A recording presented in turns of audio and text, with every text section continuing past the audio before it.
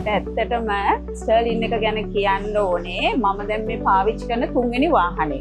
වාහන තුනම හැමදාමත් මම සර්විස් එක කරගත්තේ ස්ටර්ලින් එකෙන්. අන්තිමට මම තීරණය කරා ඇත්තටම මම ගෙදර මං හරි ආදරෙන් වොෂ් කරගන්නවට වැඩිය ස්ටර්ලින් එකේ මම හැමදාමත් සර්විස් එකක් යනකොට බලාගෙන ඉන්නවා. කාලේ මම ලොබි එකේ ඉන්නේ.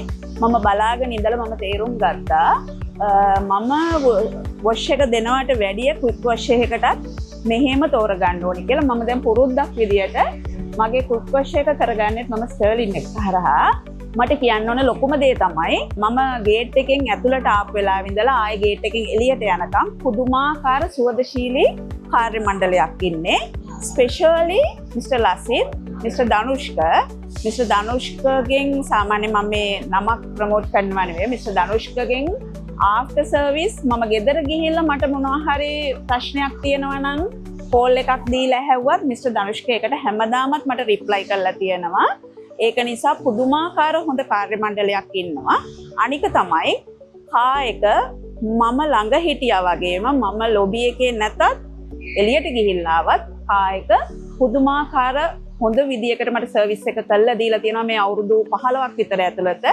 හැමදාමත් කිලෝමීටර් 5000න් වගේ මම හැමදාමත් වාහනේ ගෙනල්ලා තියෙනවා. වාහන තුනම කිසිම දවසක මට සර්විස් එකෙන් පස්සේ ස්ටර්ලින් එකෙන් කිසිම ප්‍රශ්නයක් වෙලා නැහැ අද වෙනකන්.